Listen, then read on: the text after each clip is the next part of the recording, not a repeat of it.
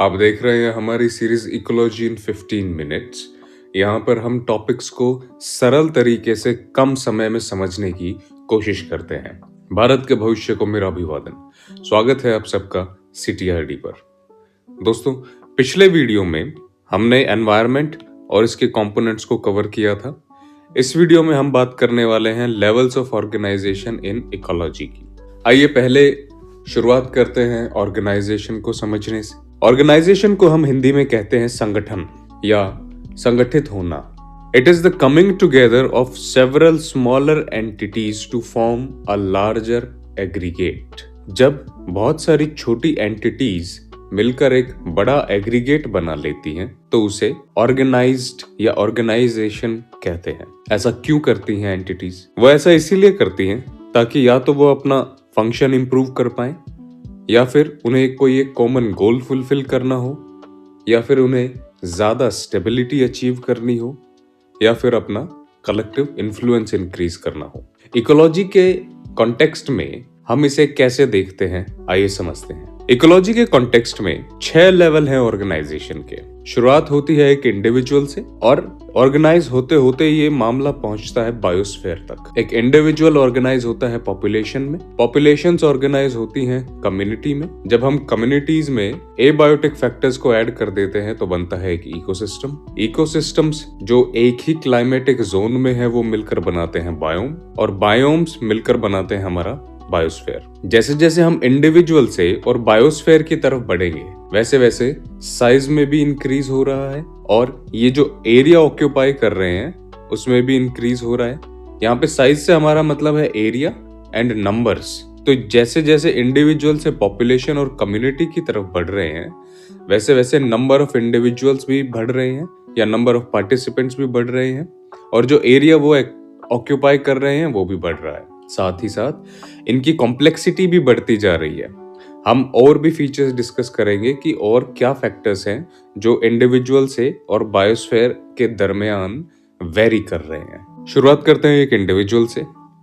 एक इंडिविजुअल होता क्या है? एक इंडिविजुअल एक सिंगल लिविंग एंटिटी या लाइफ फॉर्म है which is able to perform functions which are necessary to survive and is able to exist independently in its environment। यानी कि एक सिंगल लिविंग एंटिटी, कोई भी एक जीव जो अपने फंक्शंस को परफॉर्म करता है जो उसके लिए नेसेसरी हैं सरवाइव करने के लिए, और वो इंडिपेंडेंटली अपने एनवायरनमेंट में एग्जिस्ट कर सकता है, इसे हम एक इंडिविजुअल कहते हैं। उदाहरण के तौर पर ये गधा एक इंडिविजुअल है, आप एक इंडिविजुअल है, मैं एक इंडिविजुअल हूँ, एक अमीबा एक इंडिविजुअल है, या फिर एक पक्षी एक इंडिविजुअल है। जब इंडिविजुअल्स साथ में आते हैं बहुत सारे, तो वो मिलकर एक पॉपुलेशन का निर्माण करते हैं। यहाँ आप देख सकते हैं कि एक गधा था, 4 गधे हो गए तो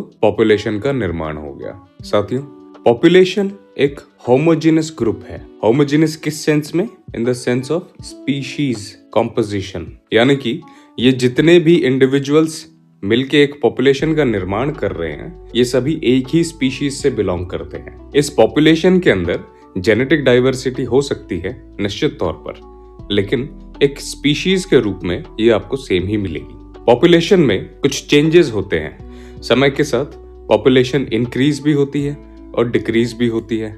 इसकी ग्रोथ के कुछ लिमिटिंग फैक्टर्स भी होते हैं। देखते हैं इंक्रीज कैसे होता है। मान लीजिए ये एक पॉपुलेशन है जो एक पर्टिकुलर एरिया में रहती है। इस पॉपुलेशन में यदि बाहर से कोई एक इंडिविजुअल आ जाए तो पॉपुलेशन इंक्रीज हुई। अगर इस पॉपुलेशन से एक इंडिविजुअल बाहर निकल जाए और सिर्फ ये 3 ही रह जाएं तो पॉपुलेशन डिक्रीज हुई। इस फिनोमिना को हम कहते हैं इन माइग्रेशन, और इसे हम कहते हैं आउट माइग्रेशन। इन माइग्रेशन से पॉपुलेशन इंक्रीज होती है और आउट माइग्रेशन से पॉपुलेशन डिक्रीज होती है। और फाइनल इंक्रीज कब होगा? अगर ये दोनों फिनोमिना साइमल्टेनियसली हो रहे हैं तो फाइनल इंक्रीज तब होगा जब इन माइग्रेशन बड़ा है आउट माइग्रेशन से, या इन माइग्रेशन ज्यादा हो रहा है आउट माइग्रेशन से। और फाइनल डिक्रीज क्या होगा? जब ये इसका उल्टा होगा, यानी कि इन माइग्रेशन कम हो आउट माइग्रेशन से तो पॉपुलेशन लगातार डिक्रीज होती चली जाएगी। और क्या फैक्टर्स हैं इंक्रीज या डिक्रीज होने के पॉपुलेशन के? तो नेचुरल फैक्टर्स में बर्थ एंड डेथ, जितने ज्यादा पॉपुलेशन में बर्थ्स हो रहे हैं और डेथ अगर कम है तो पॉपुलेशन इंक्रीज होगी, और अगर बर्थ डेथ से कम है तो पॉपुलेशन डिक्रीज होती चली जाएगी। सिमिलरली कुछ लिमिटिंग फैक्टर्स भी होते हैं जो कि पॉपुलेशन की ग्रोथ को रोकते हैं।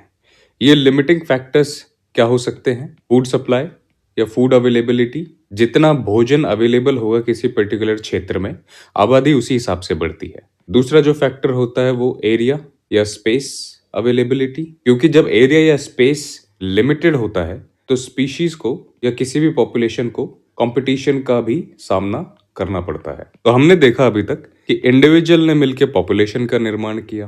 पॉपुलेशन में हमने इंक्रीज और डिक्रीज को भी समझा और साथ में उसके लिमिटिंग फैक्टर्स को भी हमने समझा।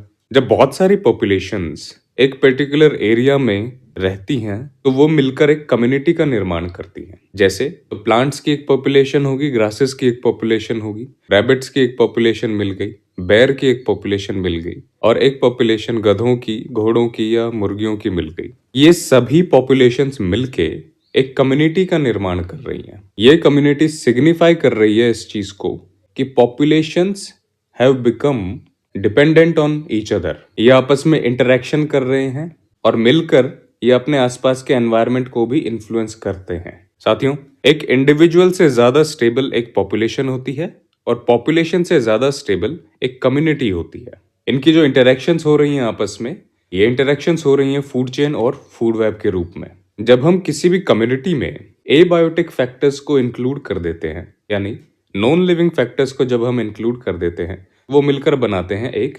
इकोसिस्टम। एक इकोसिस्टम को हम ऐसे भी लिख सकते हैं, it is community plus abiotic factors.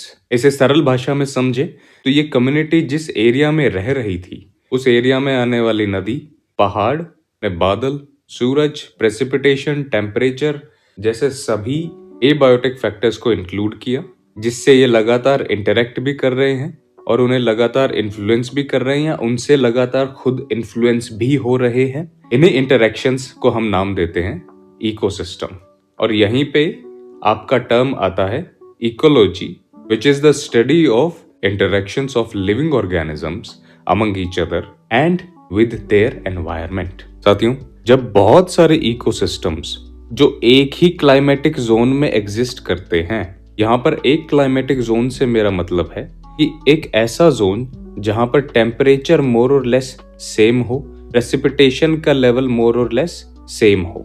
अगर एक क्लाइमेटिक जोन में जितने भी इकोसिस्टम्स एग्जिस्ट करते हैं, वो सब जब मिलके हम उन्हें एक बड़े स्तर पर ऑर्गेनाइज करते हैं या देखते हैं, तो वो कहलाते हैं बायोम। बायोम को हम सरल भाषा में ऐसे डिफाइन करते हैं कि these are large contiguous areas which are characterized by similar climatic conditions। उदाहरण के तौर पर मैंने यहाँ पे एक ट्रॉपिकल रेन फॉरेस्ट का फोटो लगाया हुआ है। बायोम्स की एक खास बात यह है कि यहाँ पर आपको क्लाइमेटिक रीजंस की वजह से जितना भी वेजिटेशन मिलेगा वो एक खास तरह का मिलेगा। आपको जो एनिमल स्पीशीज मिलेंगी वो भी एक खास तरह की मिलेंगी। जब बहुत सारे बायोम्स मिल जाते हैं तो बहुत सारे बायोम्स मिलकर निर्माण करते हैं बायोस्फीयर का। मान लीजिए ट्रॉपिकल रेन फॉरेस्ट के साथ डेजर्ट बायोम भी मिल गया है, टाइगा भी मिल गया है, टुंड्रा भी मिल गया है, ग्रासलैंड मिल गए हैं, एक्वाटिक जोन्स मिल गए हैं। ये सब मिलकर निर्माण करते हैं बायोस्फीयर का। बायोस्फीयर को अगर मैं आपको सरल भाषा में समझाऊं तो धरती के 3 कंपोनेंट्स हैं। एक हाइड्रोस्फीयर है, एक लिथोस्फीयर है और एक एटमॉस्फेयर है। ऐसा जोन साथियों जहां पर ये तीनों चीजें इंटरैक्ट करती हैं और इंटरैक्ट करने के बाद लाइफ को संभव बनाती हैं, ये जोन आपका कहलाता है बायोस्फीयर। यानी कि ऐसा जोन जहां पर लाइफ संभव हो सके, क्योंकि अकेले एटमॉस्फेयर में जीवन नहीं चल सकता, अकेले लिथोस्फेयर में बिना पानी और बिना हवा के जीवन नहीं सरवाइव कर सकता। आइए एक बार दोबारा नजर डालते हैं कि कैसे इंडिविजुअल से जब हम बायोस्फीयर की तरफ बढ़ रहे हैं तो क्या क्या फैक्टर्स हैं जो चेंज हो रहे हैं या वेरी कर रहे हैं। इंडिविजुअल से बायोस्फीयर की तरफ बढ़ने पे नंबर तो ऑब्वियसली इंक्रीज हो ही रहा है। एक इंडिविजुअल से एक पॉपुलेशन बन रही है, पॉपुलेशन से कम्युनिटी बन रही है और कम्युनिटी बदल रही है एक इकोसिस्टम में जिसमें और भी बहुत सारी कम्युनिटीज हैं। जैसे जैसे हम इंडिविजुअल से बायोस्फीयर की तरफ बढ़ रहे हैं वैसे उसकी कॉम्प्लेक्सिटी भी बढ़ रही है। पहले एक तरह की पॉपुलेशन थी, उसके बाद बहुत तरह की पॉपुलेशन से कम्युनिटी में हमें देखने को मिल रही हैं। इंडिविजुअल से बायोस्फीयर की तरफ जैसे बढ़ते जा रहे हैं वैसे इंटरेक्शंस का जो जाल है वो भी बहुत कॉम्प्लेक्स होता जा रहा है, क्योंकि पहले वन वे इंटरेक्शन हो रहा था जानवरों के बीच में, उसके बाद मल्टीपल वेज ऑफ इंटरेक्शन होने लगा, मल्टी डायरेक्शनल इंटरेक्शन जिसे हम कहते हैं। एरिया जो वो ऑक्यूपाई कर रहे थे वो भी सिग्निफिकेंटली इंक्रीज करता जा रहा है, क्योंकि एक इंडिविजुअल एक छोटे से एरिया में रह रहा था, पॉपुलेशन बड़ा एरिया ऑक्यूपाई किया, कम्युनिटी ने और बड़ा एरिया ऑक्यूपाई किया, उसके बाद इकोसिस्टम ने और बड़ा एरिया ऑक्यूपाई किया, बायोम उससे भी ज्यादा एरिया ऑक्यूपाई करता है और बायोस्फीयर सबसे ज्यादा एरिया ऑक्यूपाई करता है। जब हम स्टेबिलिटी की बात करते हैं तो स्टेबिलिटी इंडिविजुअल से और बायोस्फीयर की तरफ जब हम बढ़ते हैं तो इंक्रीज हो रही है। ये इंक्रीज क्यों हो रही है साथियों, इसे समझने की हम कोशिश करते हैं। किसी भी एक इंडिविजुअल के लिए सरवाइव करना ज्यादा मुश्किल है बजाय कि एक पॉपुलेशन के सरवाइव करना। पॉपुलेशन में अगर 2-4 लोग मर भी जाएं तो बहुत ज्यादा फर्क नहीं पड़ता है, एक इंडिविजुअल तो हवा से भी मर जाता है। एक कम्युनिटी की जब हम बात करते हैं तो उसमें अगर एक पॉपुलेशन किसी बीमारी की वजह से वाइप आउट हो भी गई है तो भी कम्युनिटी का ज्यादा कुछ बिगड़ता नहीं है, क्योंकि और स्पीशीज होती हैं जो कि फूड चेन को बनाए रखती हैं। जो मल्टी डायरेक्शनल इंटरेक्शंस होते हैं वो एक कम्युनिटी में ही ऑपरेट करने लग जाते हैं। सिमिलरली जब हम कम्युनिटी से इकोसिस्टम की तरफ बढ़ते हैं तो आप देखेंगे कि इकोसिस्टम में बहुत सारी कम्युनिटीज होती हैं, तो अगर एक कम्युनिटी में कोई प्रॉब्लम हो भी रही है तो जरूरी नहीं है उसका इम्पैक्ट दूसरी कम्युनिटी तक भी आए।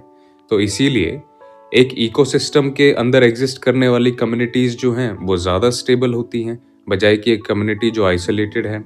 जब हम बायोम की बात करते हैं तो बायोम में बहुत सारे इकोसिस्टम्स होते हैं, तो अगर एक इकोसिस्टम किसी प्रदूषण की वजह से प्रभावित हो भी रहा है या कोई और फैक्टर है जो उसे नेगेटिवली इम्पैक्ट कर रहा है तो जरूरी नहीं है कि पूरे बायोम पे ही असर पड़े। तो बायोम एज एन एंटिटी ज्यादा स्टेबल होता है। और जब हम बात करते हैं बायोस्फीयर की तो बायोस्फीयर की रेजिलियंस सबसे ज्यादा होती है। यहाँ पे मैं इस्तेमाल कर रहा हूँ एक टर्म का जिसे हम कहते हैं रेजिलियंस। रेजिलियंस का अर्थ है दोस्तों किसी भी लेवल या किसी भी लेवल ऑफ ऑर्गेनाइजेशन की क्षमता शॉक बर्दाश्त करने की, वो रेजिलियंस कहलाती है। तो एक बायोस्फीयर की रेजिलियंस सबसे ज्यादा होती है, एक बायोम की रेजिलियंस उससे थोड़ी कम होती है और एक इंडिविजुअल की रेजिलियंस सबसे कम होती है। दोस्तों यहाँ पे हमने खत्म कर लिया है लेवल्स ऑफ ऑर्गेनाइजेशन। हम अगले वीडियो में मिलेंगे जल्दी और हम बात करेंगे इनके सब क्लासिफिकेशन की।